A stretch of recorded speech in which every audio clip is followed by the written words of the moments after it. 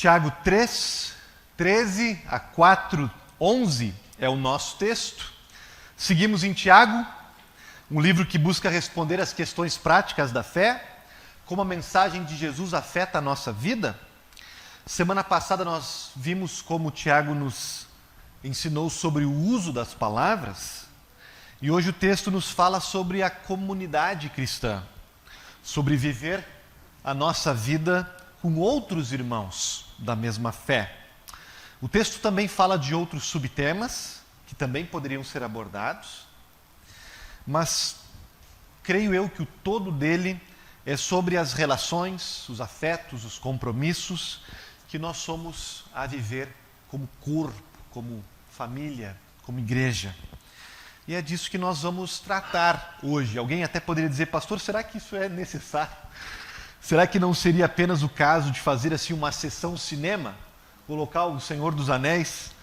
Ou um outro filme que nos sensibiliza, né? Que fala de bons exemplos de irmandades, de equipes. Mas a gente que vive na igreja ou em alguma outra confraria, sabe que comunhão, por mais bonito que possa parecer na tela ou no papel, na prática é bem mais difícil, né? Quem dera fosse fácil. Porque comunhão não acontece automaticamente. E nós nem sempre estamos dispostos a pagar o preço e fazer o que precisamos fazer para viver em comunhão. Falamos e gostamos e dizemos que gostamos, mas não nos mexemos para cultivar a comunhão. O tema é fundamental. É assim que nós vamos começar, falando da importância da comunhão cristã.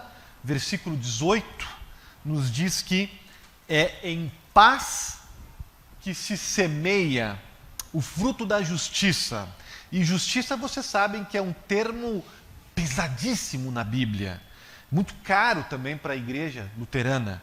Ser justo, justificado, é ter sido declarado reconciliado, resolvido com Deus. E ser justo e ser justificado também vai afetar a nossa relação com o nosso próximo, é viver em integridade e em amor diante das pessoas e no mundo. Pode ser que em determinado texto da Bíblia, justiça signifique mais uma dimensão ou a outra, mas Tiago sempre usa esse termo para falar das duas dimensões ao mesmo tempo. Tiago é insistente que a nossa fé precisa ter uma coerência, uma simetria entre a relação que nós temos com Deus, vertical, e a relação que nós temos com o nosso semelhante, horizontal. Por isso é significativo. Tiago linka a justiça, esse presente que Deus nos deu, de nos reconciliar consigo e com o nosso próximo. Tiago relaciona justiça com uma lavoura que precisa de semente. E qual é a semente que a lavoura precisa? Paz. Promovedores da paz. Embaixadores da reconciliação. Não apenas assim entre uma pessoa e outra, mas no contexto aqui, Tiago está falando, escrevendo uma carta para a igreja. Está falando que o fruto da justiça é uma semente que nos faz trabalhar pela paz na nossa igreja. Criar vínculos de unidade, de harmonia, criar diálogos. Tiago está conectando a vida de justificados com a nossa colaboração, nossa semente, em favor da comunhão. A importância disso, meus amados e amadas. Nós vivemos numa das sociedades mais individualistas da história. Tão individualista que talvez nós já estejamos contaminados e nem nos damos conta. Enraizado dentro da gente. Eu sou, eu decido. Mas a maioria das sociedades, da história e dos cientistas sociais, alinhados com a Bíblia, vão dizer que isso não funciona. Isso é ficção. Porque somos basicamente produtos de uma comunidade. Existem cientistas sociais que chegam a dizer que nós somos muito mais o resultado dos nossos relacionamentos do que da nossa racionalidade. Ou seja, tendemos a acreditar e orientar a nossa vida pelo que pessoas que nós admiramos, pessoas que são próximos da gente, pensam e articulam. Nós até ponderamos, até certo nível, mas no fundo, o que realmente importa é o que a nossa sociedade diz, ou o que a nossa família, ou o que a nossa tribo diz. E é por isso que em algumas sociedades, gente, isso vai parecer estranho para vocês, mas em algumas sociedades o sistema judicial não vê problemas em castigar um grupo pelo delito de uma pessoa. Nós olhamos para isso e achamos estranho. Mas essas sociedades entendem que uma pessoa, ela vai delinquir ou ela comete algum erro porque em algum grau ela foi estimulada pela cultura, pela sociedade, por um grupo de pessoas ao seu redor. Muitas sociedades entendem assim, que existem pecados comunitários, que existem crimes coletivos, porque somos produto de comunidades. Ninguém está isolado, ninguém é uma ilha. Viver de forma individualista ou separada da sociedade é um absurdo, diz Tolstói. Quantos de nós, não garganteamos, especialmente na adolescência, não serei como meu pai, não serei como minha mãe, como essa família, como essa cidade, essa gente retrógrada. E por um tempo a gente meio que vive com essa ilusão. Quanto mais velhos vamos nos tornando, mais nós nos damos conta da profunda influência que outras pessoas próximas a gente possuem na nossa personalidade. A importância da comunidade. E como ela transforma e impacta a gente. E assim é também no cristianismo. Depois da palavra de Deus e junto com ela, nada tem mais força para a nossa fé do que a comunhão. Alguém poderia aqui levantar a mão, pastor, mas eu vou numa igreja desde criança, ou então, pastor, eu tenho participado da sua igreja há anos, e eu não tenho sentido essa diferença. A força, a influência, a dádiva da comunhão não tem sido experimentada por mim. Qual é o problema, pastor? Poderia dizer que pode ser apenas uma percepção superficial sua, que no fundo você nem percebe, mas você tem sido sim tremendamente influenciado e abençoado, e também tem abençoado a outros. Esta é a tese de Bonhoeffer, que tem um livro sobre isso. Ou então eu poderia seguir por um outro caminho e dizer que talvez você tenha razão. Que talvez você vai numa igreja desde pequeno e que talvez você venha até aqui nesta igreja há muito tempo e talvez você não tenha desfrutado, usufruído do poder da comunhão. Mas eu diria que talvez o problema pode ser seu. Seu.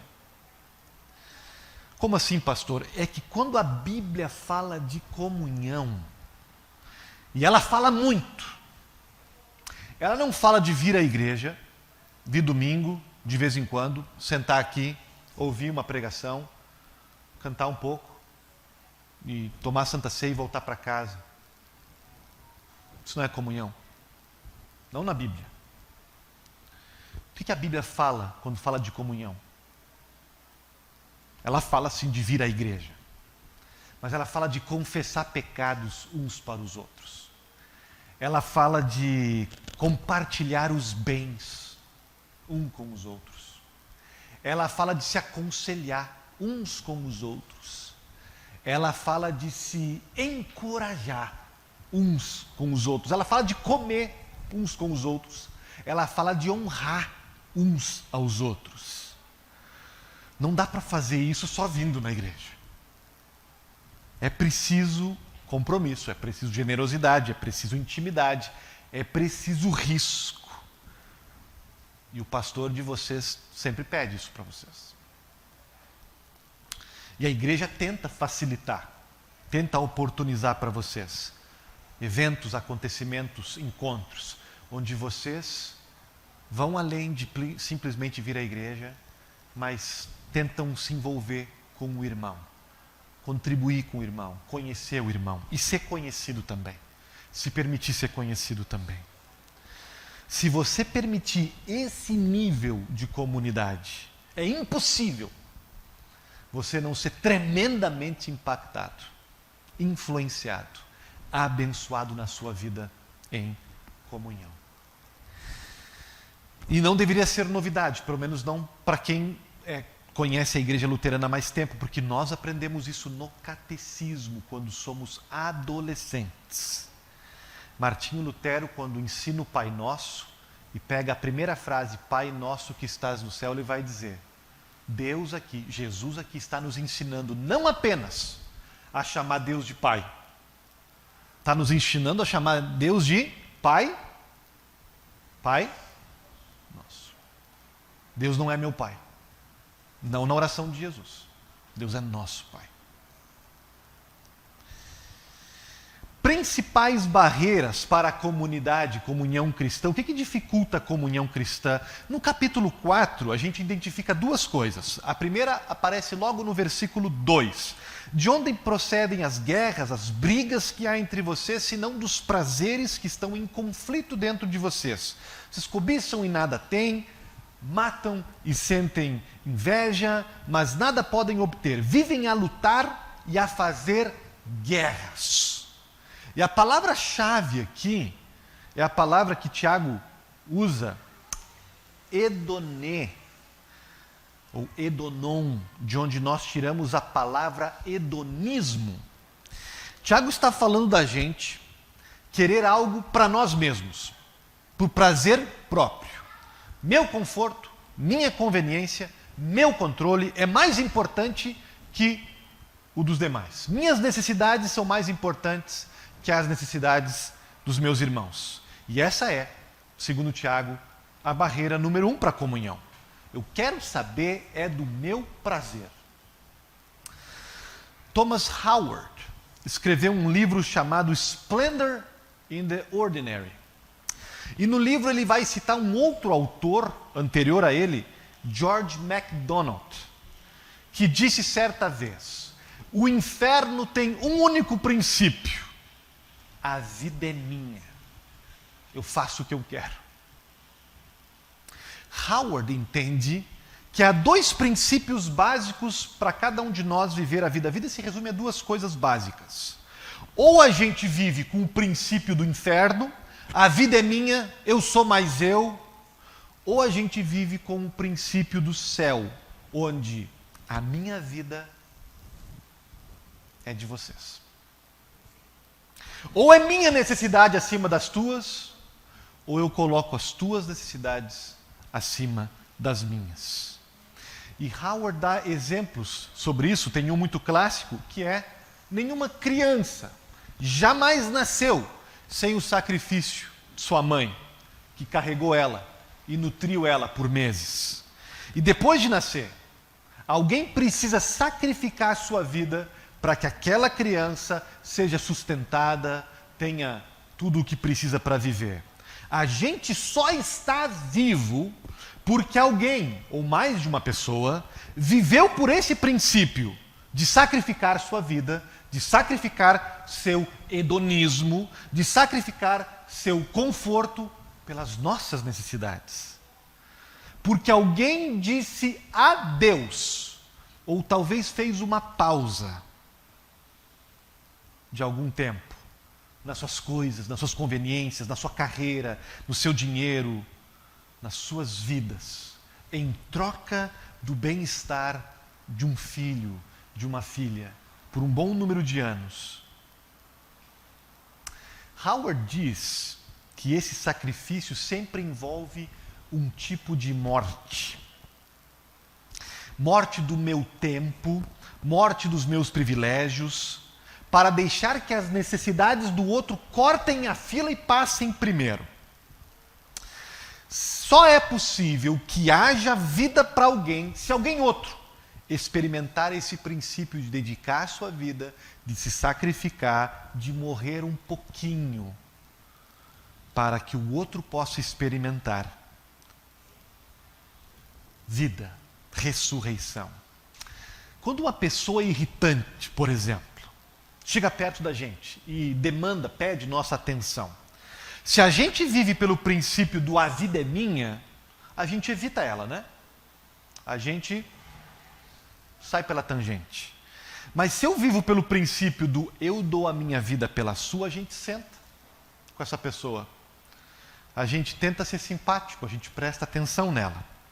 Quando a gente também perdoa alguém, quando a gente voluntaria o nosso tempo em algum projeto, em alguma causa, quando nós somos parte de uma equipe e nós não insistimos o tempo todo de passar com a nossa ideia na frente dos outros, tudo isso são pequenas mortes que a gente morre,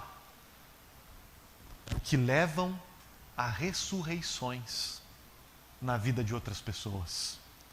Morte das nossas necessidades individuais levam a ressurreições do grupo, da família, da comunhão.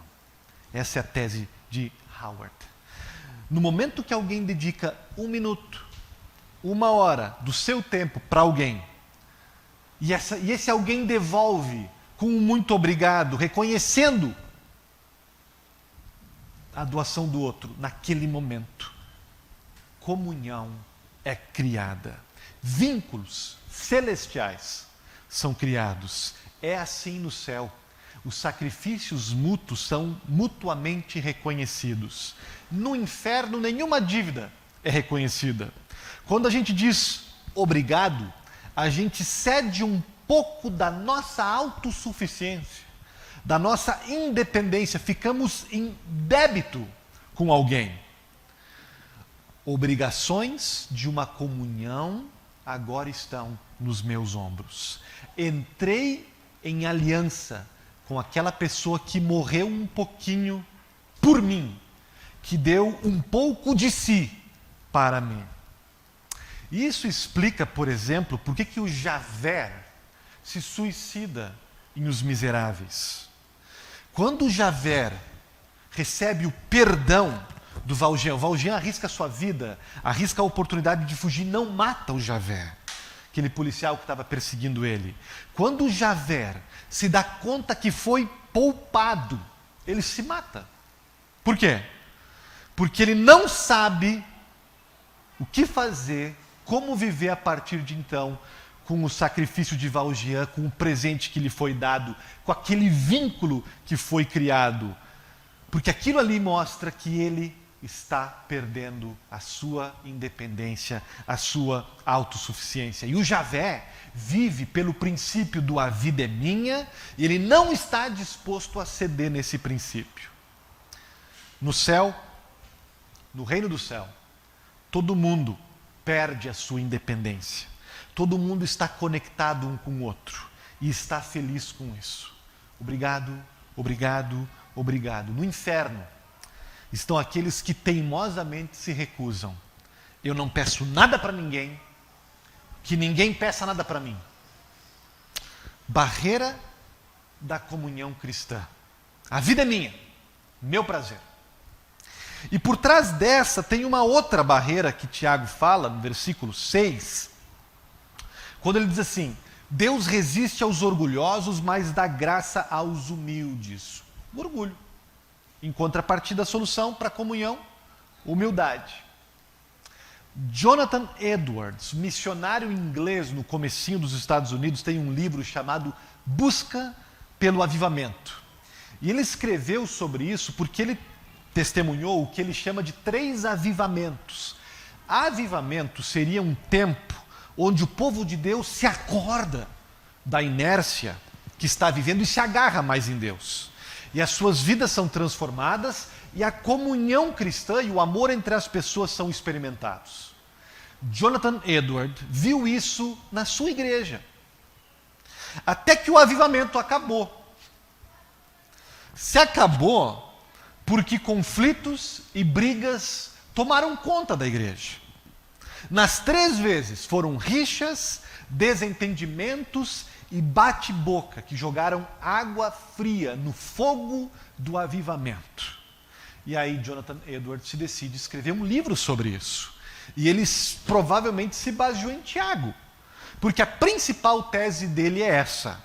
O que provoca comunhão? Humildade. O que destrói comunhão? Orgulho. E ele então vai dar exemplos práticos de como é que isso funciona dentro de uma igreja. Vejam bem, ele vai dizer que o orgulho faz as pessoas mais conscientes das falhas dos outros e menos conscientes do próprio pecado. A humildade, pelo contrário, faz sempre a gente enxergar mais o nosso pecado. O orgulho, em segundo lugar, leva a gente, quando a gente fala do pecado dos outros, a ter um ar de satisfação, um ar de superioridade, um ar de desdém. A humildade significa que quando a gente precisa falar do pecado de um irmão, a gente faz isso com o coração partido. A gente faz isso lamentando. A gente faz isso com misericórdia. Terceiro lugar, o orgulho leva a gente a se distanciar das pessoas que ou nos criticaram ou a gente criticou. A humildade nos faz permanecer próximo, nos faz permanecer não abandonando, não desistindo, mesmo daquela pessoa que é difícil de conviver. 4. O orgulho é dogmático. O orgulho está convencido que sabe tudo sobre cada ponto da doutrina e o orgulho não faz diferença entre um assunto mais ou menos importante de doutrina. A humildade entende que há pontos que a gente pode e deve ceder e dialogar. 5. O orgulho ama confrontar, ou então nunca confronta. Ama confrontar porque adora ganhar argumento e está por cima. Ou então nunca confronta porque não vai suportar ter um contraponto, ter uma crítica para o seu argumento. A humildade não ama confrontar, mas também não evita quando é necessário para ajudar uma pessoa. Por último, Edward diz que o orgulho está frequentemente infeliz e com pena de si mesmo porque acha que sabe como a vida deve ser, sabe o que os outros devem fazer, porque tem certeza que a vida tem que ser melhor para mim porque eu sou uma vítima. A humildade diz: eu sei que eu não mereço nada, que é só pela graça de Deus que eu estou vivendo. E eu não sei o que é melhor para mim. Deus sabe. Extremamente útil, gente, esses exemplos. Para a gente fazer o nosso inventário, a nossa avaliação, onde eu me encontro. Segundo a teologia luterana, aqui não é o momento agora de separar as ovelhas das cabras. Muito pastor que gosta de fazer isso. Cuidado. Cuidado. Segundo a teologia luterana, separar quem é orgulho, quem é humildade, isso é coisa de Deus. Até o momento, porque o pecado mora dentro da gente, todos nós deveríamos dizer: somos orgulhosos. Temos esse orgulho que o Edward está falando dentro da gente. Mas também temos o Espírito Santo dentro da gente, trabalhando, produzindo humildade, querendo ensinar a humildade para nós, e Ele já está fazendo. E vai fazer ainda mais, se cada um de nós formos sensíveis e abertos à obra do Espírito Santo. E confessar os nossos erros de orgulho. E buscar acertar onde nós estamos errando. As barreiras para a comunhão cristã. Viver hedonisticamente, por próprio prazer, e o orgulho por trás disso. Como a gente enfrenta essas barreiras? É meu último ponto. Já vimos que o caminho é a humildade, né? Trabalhar esse fruto do Espírito Santo em nós. Caprichar, crescer na humildade. Mas o que mais tem no texto que pode servir de subsídio para nós? Duas coisas, eu diria, principais. A primeira delas, logo depois de Tiago falar sobre orgulho e humildade, ele diz assim: sujeitem-se a Deus, mas resistam ao diabo, e ele fugirá de você. Lembram que algumas semanas atrás nós falamos sobre guerra espiritual aqui? Vocês lembram disso? Desse inimigo que nós temos, que é o diabo. Paulo diz, se armem contra esse inimigo porque ele é terrível. Tiago agora vai no mesmo caminho. Resistam ao diabo.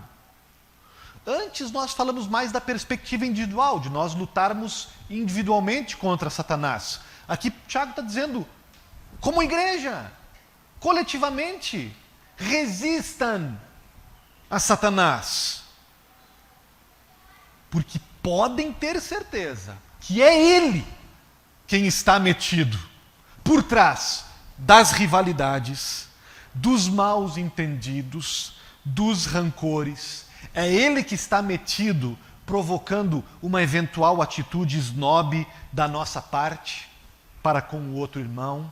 É ele quem está metido nos provocando na nossa hipersensibilidade de se ofender por qualquer coisa. É ele quem está metido provocando o reizinho que mora na nossa barriga, que chegando nos lugares, onde estão os meus direitos? Quem é que vai me servir agora? É ele, Satanás. Resista, irmão. Resista, irmã. Porque isso vem do inferno. Resista, ou essa atitude vai te arrastar para lá. Resista. Não tenha dúvidas que quando você está com dificuldade de se envolver na igreja, quando você está com dificuldade de se relacionar com os irmãos e irmãs, que você está com essa dificuldade, como os discípulos estavam, de querer saber quem é o maior, lembram da briga deles, lá da falta de comunhão entre eles? Não tenha dúvida que é o diabo quem está por trás disso. Por quê? Porque ele sabe da potência que é comunidade, comunhão. Ele sabe que vai ser muito mais difícil te afastar do caminho, te fazer cair da tua fé, se você estiver conectado, se você estiver acompanhado com pastor, com irmãos, com irmãs. Ele sabe que se ele tira a brasa do fogo, essa ilustração é antiga, né?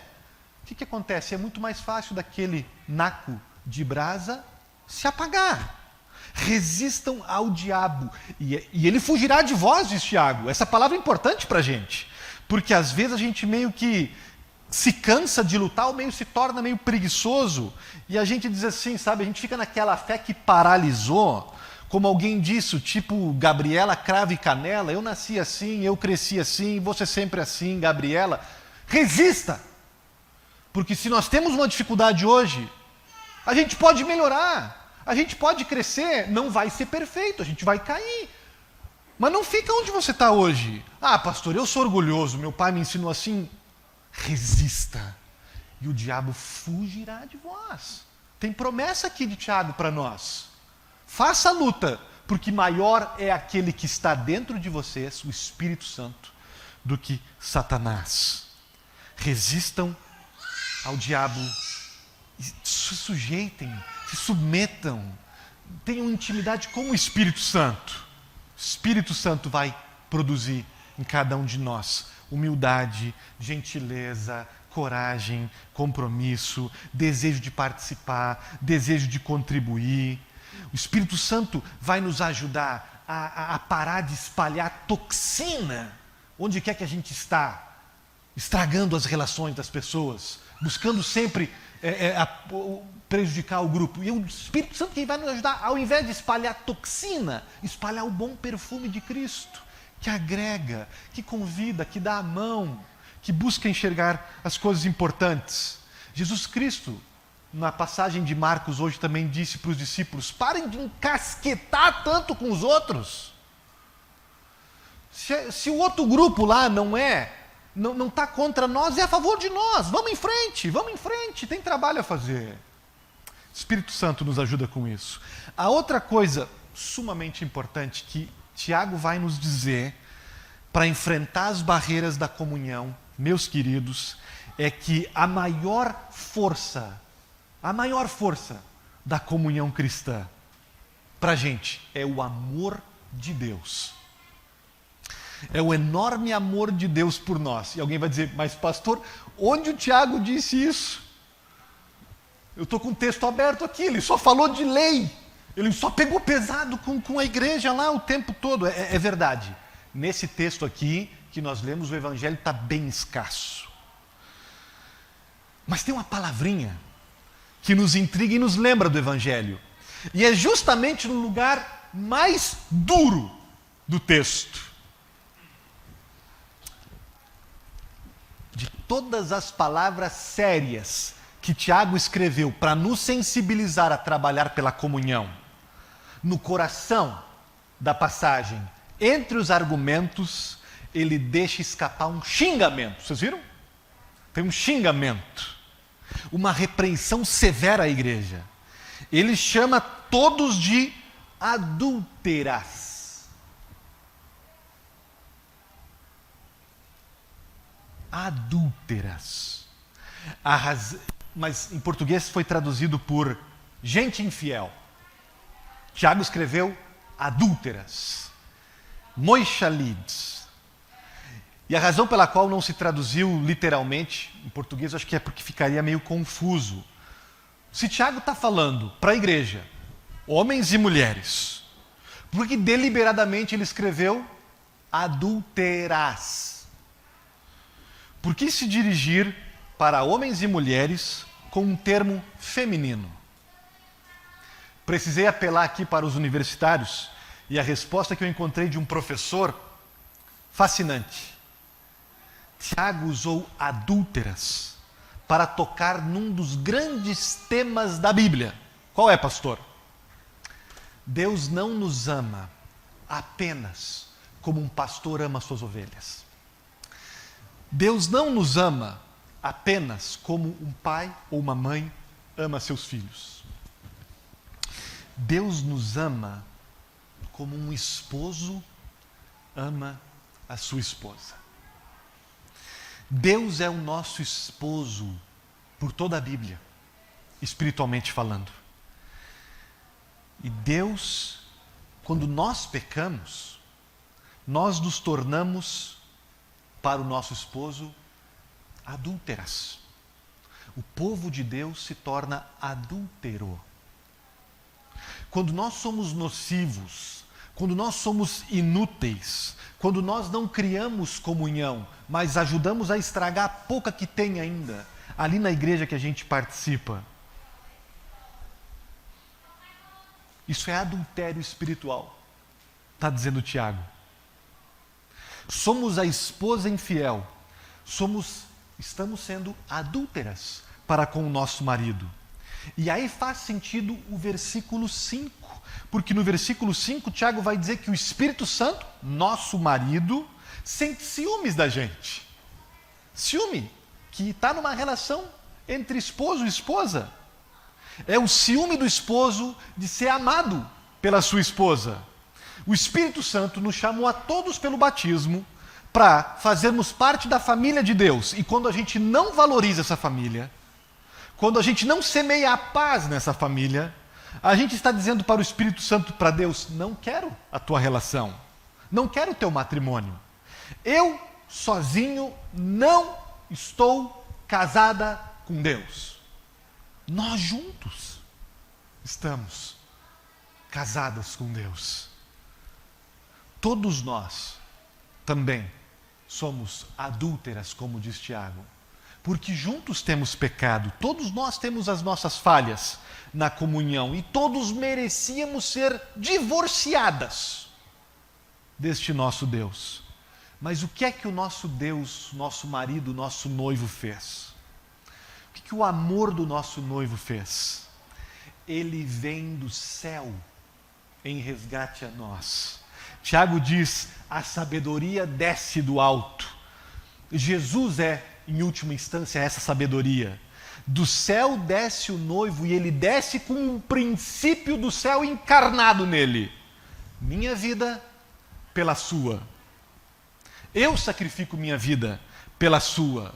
Jesus perdeu o seu controle, Jesus perdeu o seu prazer, a sua independência, sua vida, seu poder, para que nós pudéssemos ter vida de volta, para que nós pudéssemos ter perdão para os nossos adultérios espirituais. A gente está aqui, a vida é minha, cadê meus direitos? Sou muito calmo, mas ai de quem pisar nos meus calos. E aí vem Jesus, a gente está aqui, espalhando sangue na comunhão da igreja, dentro e fora, de fofoca em fofoca, de panelinha em panelinha, de conflito em conflito, bem de acordo ao princípio que rege o inferno: a vida é minha, eu faço o que eu quero. Jesus vem, olha para nós e diz o quê? Ah é? Então toma? Não! Jesus vem, encontra a humanidade vivendo a vida é minha, e Jesus diz: a minha vida, por essa vida suja e adúltera de vocês. Aceita a minha vida perfeita e eu levo a tua vida adúltera para a cruz. Pastor, como é que eu posso ter certeza que Jesus me ama desse jeito? Olhem Jesus, olhem para a vida de Jesus, olhem para o tamanho do amor que Ele demonstrou por nós durante a sua vida. Ele não cometeu nenhum adultério espiritual. Ele foi perfeito, sem pecado. Jesus cumpriu o que Tiago manda a gente cumprir. Olhem bem, Jesus se humilhou a si mesmo, Jesus resistiu ao diabo no deserto, Jesus buscava Deus o tempo todo, e Jesus não apenas viveu a vida que nós deveríamos viver, Ele morreu a morte que nós deveríamos morrer para pagar pelos nossos adultérios espirituais. O Thomas Howard fez a tese: é impossível que a gente viva nesse mundo se alguém não der a sua vida, um pouquinho dela pelo menos, por nós. Se alguém não fizer pequenos sacrifícios, morrer aos poucos por nós. Jesus Cristo vem, cumpre isso e muito mais, porque Ele dá a sua vida não aos poucos, Ele entrega totalmente. E não apenas para que a gente tenha uma vida possível nesse mundo, mas para que a gente tenha uma vida possível por toda a eternidade. João 17, Jesus está orando pela nossa união. Esse assunto da comunhão é tão importante que antes de morrer, Jesus fez um pit stop para falar com Deus em oração. E o conteúdo da oração dele não foi para que a gente tivesse saúde, um carro novo, para que a gente tivesse filhos, para que a gente tivesse uma... O conteúdo da oração no momento mais dramático da vida de Jesus foi: Pai. João 17. Leia essa oração depois e vê como isso nos sensibiliza, como isso nos constrange, como isso é importante. Jesus fez a sua oração em João 17 antes de morrer e ele disse para Deus: Pai, que os meus discípulos, nós, sejam um, como eu e o Senhor somos um. Assim o mundo vai saber que o Senhor me enviou. Pai, eu já fiz a obra. Agora que o Senhor ame eles, como o Senhor me ama a mim. Vejam, gente, a beleza disso. Que nós saibamos que Deus, por causa do que Jesus fez, nos ama, apesar de infiéis que somos. Como Ele ama a Jesus Cristo, que foi fiel em nosso lugar. Esse é o tamanho do amor de Deus por nós. É isso que a gente ganha quando a gente confia nele.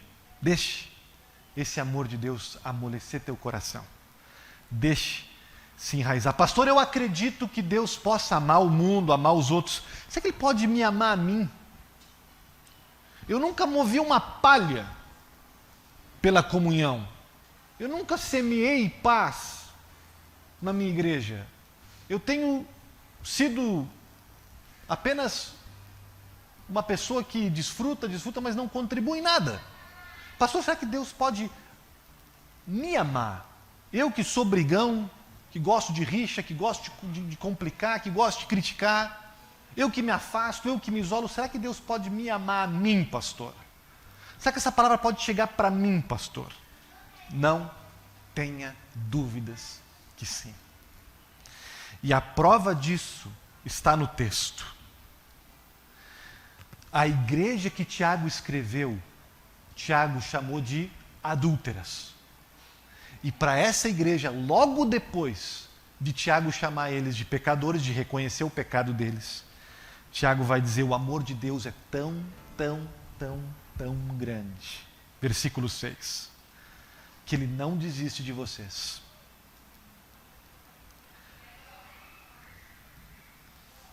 Ele nos dá cada vez mais graça, graça e graça. Escute. Cada vez mais graça para a gente. Isso foi verdade nessa carta. Isso foi verdade 1 ano atrás. Isso está sendo verdade hoje para você. Graça para você hoje. Isso vai ser verdade amanhã. Isso vai ser verdade ano que vem, até Jesus Cristo voltar. Independente das nossas falhas, Jesus Cristo vai te buscar com cada vez mais graça e graça e graça. Deixa isso te amolecer. Deixa isso enraizar em você. Deixa essa graça que não desiste de ter comunhão com você mexer em você, para que você seja um promovedor da paz, para que você frutifique paz, comunhão e união. É por aí. É quando esse amor de Deus, de novo e de novo e de novo, nos toca e nos sensibiliza, que a força para aguentar uma briga, uma pessoa inconveniente, um irmão que tem uma dificuldade na sua fé, que é mais imaturo de repente que você. É por aí que vem a força de caminharmos juntos, alimentados e alimentando a comunhão. Amém.